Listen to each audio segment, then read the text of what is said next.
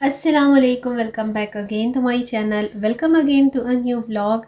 आज के व्लॉग में आप देखेंगे थोड़ी सी मेरी रूटीन। और विंटर्स आ चुके हैं अल्हम्दुलिल्लाह खैर से, और विंटर्स में इस तरह के जो आइटम होते हैं बड़े अच्छे लगते हैं। और थोड़ा सा टाइम जो मिलता है मुझे, तो वो ना मैं अपनी इस बेकिंग पर लगाती हूँ, क्योंकि बेकिंग मेरा पैशन है, मुझे बहुत शौक़ है। क्रेजीनेस की हद तक बेकिंग, मुझे जिस वक्त भी बस जुनून चढ़ जाए मैं खड़े हो जाती हूँ बेकिंग करने।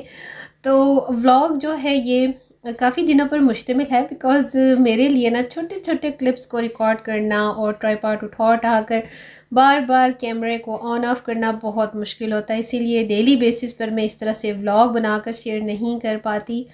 दो कि मुझे काफ़ी सारे मेरे व्यूअर्स सब्सक्राइबर्स जो हैं बहुत डिमांड करते हैं कि आप अपनी लाइफ स्टाइल और डेली रूटीन भी शेयर किया करें। कोशिश तो यही करती हूँ कि वीक में एक दो व्लॉग ज़रूर शेयर कर दूँ। बट आप लोगों का जब मैं रिस्पॉन्स देखती हूँ कि इतना ज़्यादा फीडबैक भी आप व्लॉग पर नहीं देते, तो ज़ाहिर बात है फिर मैं भी बहुत ज़्यादा डिस्करेज हो जाती हूँ, बहुत ही स्लो हो जाती हूँ। तो खैर जी, होपफुली कि आज का ये व्लॉग तो आपको पसंद आएगा। और आज के व्लॉग में मैं बहुत ज़बरदस्त किस्म का टॉपिक भी आप सबके साथ शेयर करने लगी हूँ। और साथ साथ आप मेरे व्लॉग को देखते हुए जाइए। मैं बना रही थी यहाँ पर चिकन टिक्का पिज़्ज़ा, और मेरा नहीं ख्याल कि मैं अगेन आपको फुली रेसिपी यहाँ पर शेयर करूँ। सभी को बनाने आता है आजकल, तो सोशल मीडिया वेल डन है, सब कुछ सिखा दिया है इस यूट्यूब ने हमारे।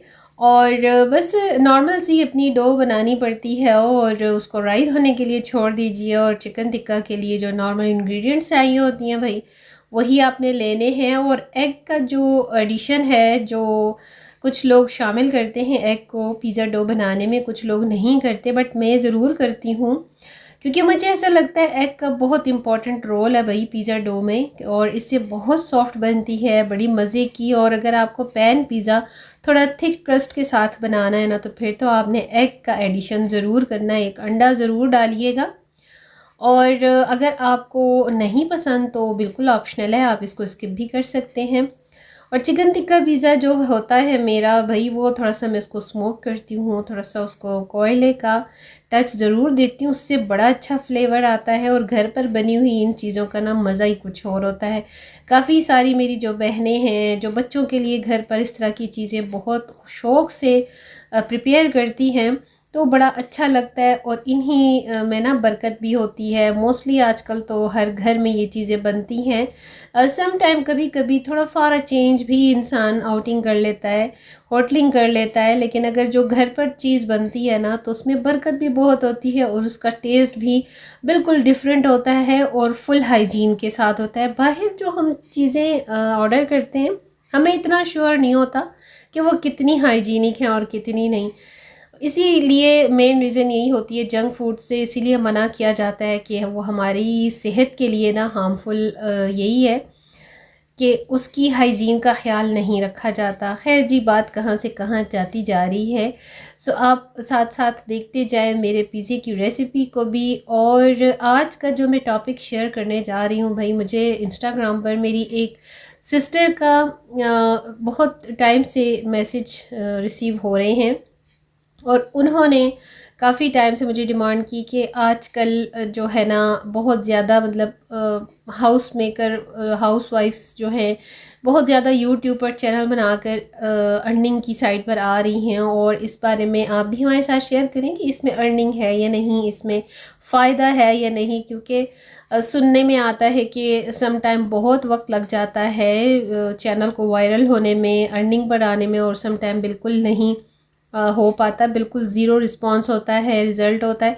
और कुछ तो ऐसे होते हैं जो रातों रात तरक्की कर जाते हैं और बस जी फिर उन पर डॉलर्स की भरमार और बरसात हो जाती है। तो बात ये होती है कि भाई कोई भी काम जब हम स्टार्ट करते हैं तो उसमें मेहनत बहुत ज़्यादा है। पहले भी मैंने शेयर किया है लेकिन कोई नहीं है, क्योंकि नए व्यूअर मेरे वीडियोस से जुड़ते हैं, चैनल को ज्वाइन करते हैं, तो उनके लिए ज़ाहिर बात है वो जो पूछते हैं, तो मुझे भी ये होता है कि मेरी ये जॉब है, मैं आपके साथ इन्फॉर्मेशन शेयर भी करूं, आपको रिस्पांस भी दूं। तो मेहनत के बगैर कोई काम नहीं है और यूट्यूब फुल टाइम जॉब है। 9 to 5 की जो जॉब होती है ना, मुझे ऐसा लगता है 9 to 5 की जॉब नहीं है ये तो 24 to 24 आवर्स की जॉब है। बहुत मुश्किल होता है। चैनल बनाना बहुत आसान है, अगर तो आपकी आईडी बनी हुई है तो भाई आपका चैनल भी बना हुआ है।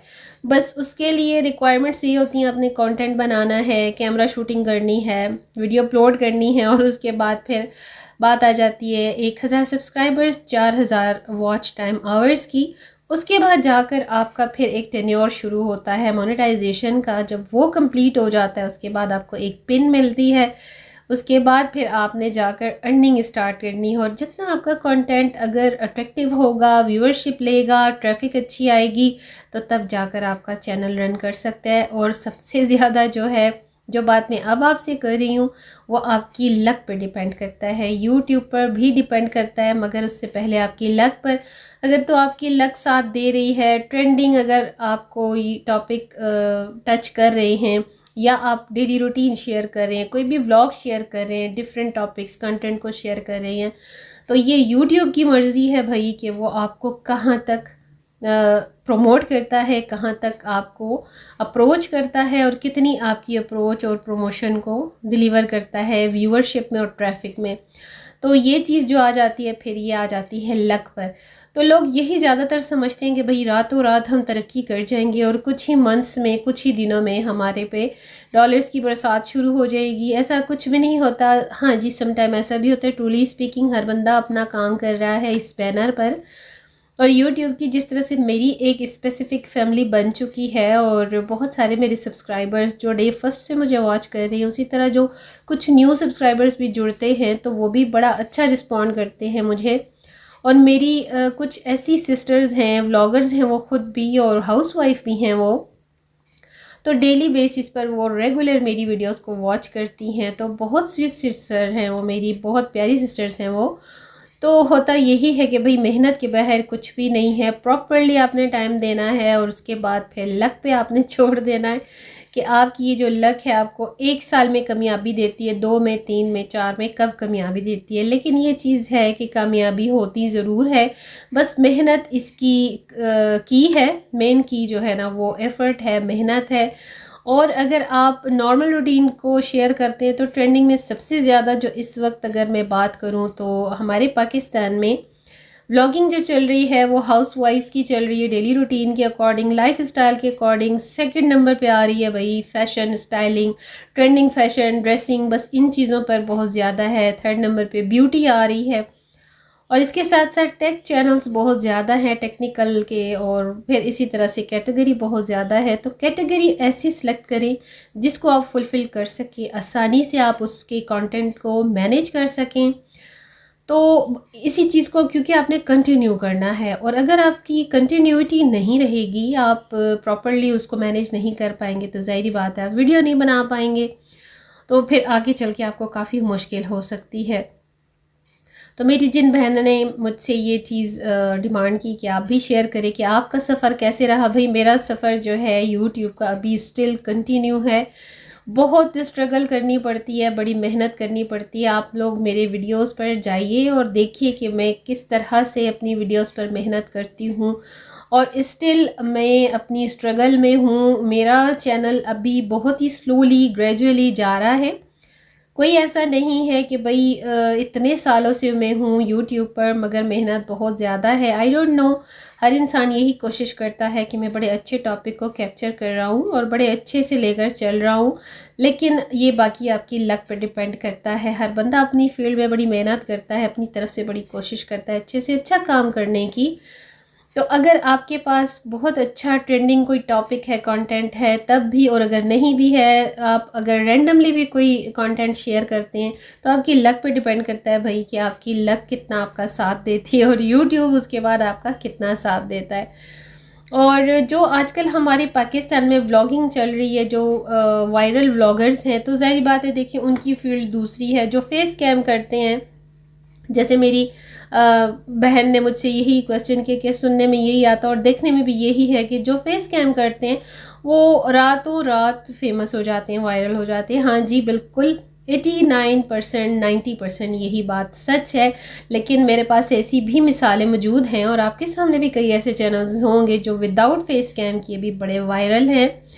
और मैं यहाँ पर कुछ का नाम नहीं लेना चाहती, लेकिन जिनकी तरफ मैं इंडिकेट कर रही हूँ, मेरी बहुत सारी बहनें जो मेरा ये व्लॉग देख रही हैं समझ गई होंगी कि पहले कुछ ऐसे व्लॉगर्स भी थे जो आज भी हैं, बड़े वायरल हो चुके हैं, और वो पहले फेस कैम नहीं करते थे। अब वो फेस कैम पे इस तरह से फ्रंट ऑफ स्क्रीन आए हैं कि यकीन नहीं आता कि ये वही हैं जो हिजाब लिया करते थे और जो ग्लव्स पहन कर आया करते थे। तो बस ये वक्त वक्त की बात है, हर किसी का अपना पर्सनल है, मैं पर्सनल में जाना नहीं चाहती।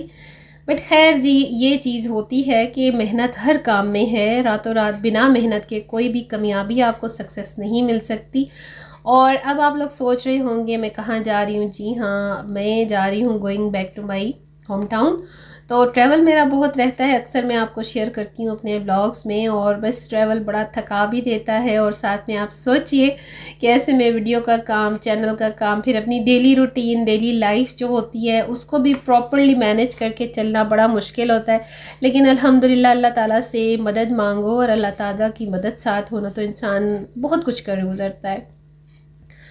तो काफ़ी चीज़ें ऐसी होती हैं जो कुछ लोग नहीं पर्सनल में शेयर करना चाहते, और कुछ लोग ऐसे होते हैं जो अपनी हर बात को व्लॉगिंग में शेयर करते हैं। सबकी अपनी अपनी मर्ज़ी होती है, सब पे डिपेंड करता है।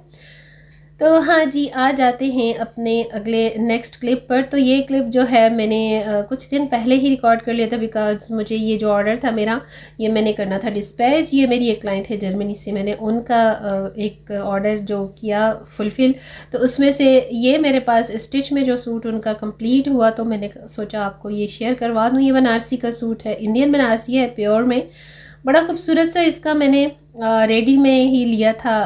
ये एम्ब्रॉयडर्ड गला जो नेकलाइन आप देख रहे हैं, क्योंकि ये सिंपल सूट था तो उनको चाहिए था कि, उनकी डिमांड थी कि थोड़ा सा बस इस पर वर्क होना चाहिए। और साथ में मैंने पैनल्स में थोड़ा सा इसकी सेंटर डोरी लगवा दी, और जो स्लीव्स हैं ये गैदर्स के साथ, थोड़ी सी चुन्नट के साथ कर दी, क्योंकि बनारसी में और जो होती है ना जेकार्ड में, इसमें चुन्नट्स और इस तरह की गैदर्स का जो अगर डिज़ाइन देना होता है ना, वो बड़ा मुश्किल सा हो जाता है।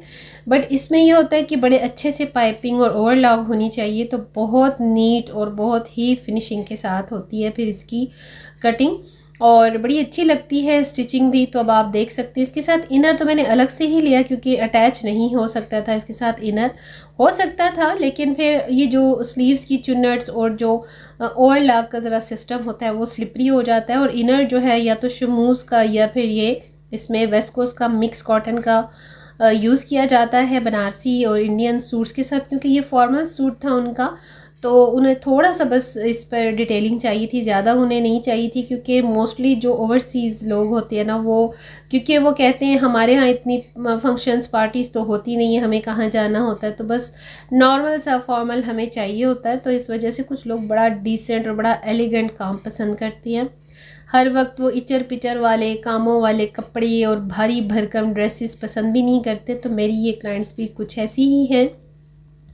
तो टेलर ने ना यहाँ बड़े अच्छे से इस नेक लाइन को मैनेज कर लिया था, और यहाँ पर डायमंड टीज इसके कुछ कम उसे लग रहे थे शायद, तो उसने गोल्डन डायमंड टीज का इजाफा करके ना नेक लाइन को पूरा कंप्लीट लुक दे दिया था, तो बहुत अच्छा लग रहा था। और ये जो डोरी थी, क्योंकि ये कॉमन डोरी नहीं थी, फॉर्मल डोरी थी, तो इसको मैंने फॉर्मल लुक देने के लिए ही कंपेयर किया इसके साथ। और ये इसका चूड़ीदार पजामा मैंने बनवाया, और ये आप चेक करें भाई कितनी खूबसूरत बनारसी है। इसका जो कलर है ना, बड़ा खूबसूरत पिस्ताचियो सा कलर है। मे भी आपको यहाँ ग्रीनिश या सी ग्रीन लग रहा हो, मगर ये पिस्ताचियो कलर था, बहुत अच्छा कम्प्लीमेंट कर रहा था ये ग्रीन और पिस्ताचियो कलर। और इसके साथ दुपट्टे का जो था कलर मिलना मैच में मुश्किल हो रहा था, और जो था इसी प्रिंट में वो काफ़ी थोड़ा सा इससे डार्क लग रहा था मुझे। क्योंकि अगर आपने चूड़ीदार पजामा रखवाना है ना, तो उसके लिए आपको एक्स्ट्रा कपड़ा चाहिए होता है। और ये जो कपड़ा, ये 5 गज़ में 5 मीटर में ये जो चूड़ीदार पजामा मैंने बनवाया है, और क्योंकि ये उरेब कटिंग होती है पजामा की, तो बहुत अच्छा सा बड़ा प्यारा लुक आता है अगर आप उरेब कटिंग के साथ चुन्नट जो जिसे कहते हैं चूड़ीदार पजामा वो बनवाते हैं। तो दुपट्टा आप देख सकती हैं मैंने मैच करवाया इसके साथ डाई में, क्योंकि डाई के बिना इसका मैच होना बहुत मुश्किल था। कुछ कलर्स ऐसे होते हैं जो कि बिल्कुल भी डाइबल के अलावा आपको नहीं मिल सकते। और इसकी पाइपिंग मैंने इस तरह से साथ में करवा ली थी। अलग से मैंने सिल्क लिया, उसके साथ थोड़ा सा फॉर्मल लुक देने के लिए ना डोरी का इस्तेमाल किया। और ये आप चेक करें भाई, इसकी सारी जो डोरी के साथ ओवरलैप है ना, मतलब गुम सिलाई के साथ इसकी थोड़ी सी पाइपिंग करवा दी। पूरी चौड़ी वाली पाइपिंग नहीं चाहिए थी मेरी क्लाइंट को, तो मैंने इस तरह से करवा ली थी। तो भाई ये बड़े प्यारे से एक नॉर्मल सा फॉर्मल सूट इस तरह से स्टिच हो गया। तो मुझे तो बस इस तरह से जब खुशी होती है ना, जब उन्हें मिल जाता है मेरे क्लाइंट्स को जिनको मैंने डिलीवर करना होता है, तो बड़ी खुशी होती है कि भाई उन्हें पसंद आया है। तो भाई आज का व्लॉग यही था, और अगर आपको पसंद आए तो प्लीज़ अपनी राय का इजहार किया करें, लाइक शेयर और सब्सक्राइब चैनल को ज़रूर कर लिया करें। और अगर आपको मेरे थ्रू मेरी स्टिचिंग पसंद आए तो मेरे थ्रू अगर आप लोग स्टिचिंग भी करवाना चाहें तो भाई आप लोग कांटेक्ट कर सकते हैं। डिस्क्रिप्शन बॉक्स में इंस्टाग्राम और मेरे साथ में व्हाट्सएप का जो कॉन्टेक्ट नंबर है वो मेंशन है। तो उम्मीद करती हूँ कि आपने आज का वीडियो फुल वॉच किया होगा, और अपनी दुआओं में भी ज़रूर याद रखा करें। इतनी एफ़र्ट और इतनी मेहनत के साथ जो मैं वीडियोस आपके साथ शेयर करती हूँ उसको फुल वॉच किया करें। एक अच्छा सा कमेंट पास आउट कर दिया करें, बड़ा दिल अच्छा हो जाता है, बड़ी खुशी होती है, सवाब मिलता है भाई। किसी को इनकरेज करने और सपोर्ट करने का बहुत सवाब होता है। सो इजाज़त चाहूँगी, see you tomorrow in the next vlog इंशाल्लाह। Stay tuned with my channel. Thanks for watching my video. Allah Hafiz and bye bye.